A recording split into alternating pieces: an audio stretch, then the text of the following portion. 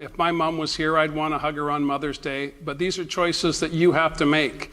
We're not prescribing to British Columbians who they interact with and how they interact with them, only to say that the best way to protect everyone is to observe social distancing, be sure you're washing your hands regularly, but if your circle has been tight, and I know, Binder, that your circle is tight, I welcome you to hug your mom, but people have to make those choices. If your mom has got a compromised immune system, it's best to keep that distance. And we're saying quite clearly to British Columbians, as Dr. Henry and Minister Dix have been saying for over 100 days now, we have a set of rules that if we follow, we'll all come out of this better. And we have been successful as a province, extraordinarily successful by comparison to other jurisdictions in the world.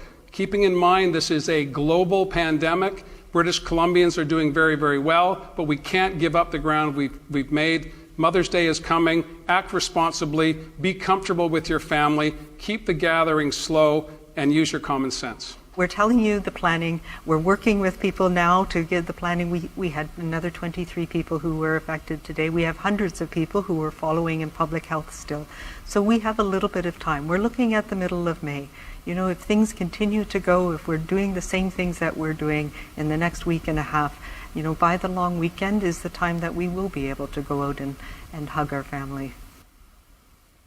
And for our part, Rob, as a government, we take our guidance from right across the province. I have an economic recovery task force that represents a cross-section of British Columbians who have been giving me advice. I talk to people. In fact, I feel like I've been on the telephone since we announced the pandemic back in early March here in British Columbia. And what people are saying to me is they're anxious to get to that next phase, but they're also anxious to not give up the ground that we've made. So we've resisted announcing this plan, although we've been working on it for a month and a half. We've resisted announcing this plan because oftentimes that's the trigger. People go, oh good, Horgan just said it's time to get back to normal. I'm not saying that. I'm saying we have a plan to move to what will be the new normal, and we're going to be taking guidance along the way from British Columbians. People will open up their businesses, and if no one shows up, it won't be a success. We need to make sure that consumers, people, are comfortable that we are doing everything we can as a society to protect each other. And it's not quite time to get back to regular operating procedure. We have laid out a plan that will go in phases. We expect after the Victoria Day long weekend, we'll see more businesses see their plans put in place. We'll see more doors opening. Restaurants will start to operate. Pubs will start to open. You can get that haircut, provided that we have a good understanding of how we can operate these businesses with appropriate physical distancing and safety as the highest priority. WorkSafe's there to help. Public health officers are there to help. I think all businesses want to get going, but they also want people to show up, and that means all hanging together and waiting a few more days before we start the real restart plan, which will be beginning after the Victoria Day long weekend.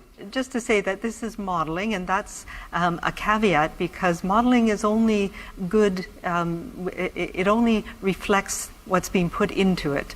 And so it is something that has helped us come up with the strategies that we're talking about. So it's a common sense way. It helps us say, okay, if we are between, you know, where we are now and we can essentially double our contacts, then we'll probably be okay. And we'll be continuing to follow the models and putting in our data as we go along. So it's not that's going to predict what's happening.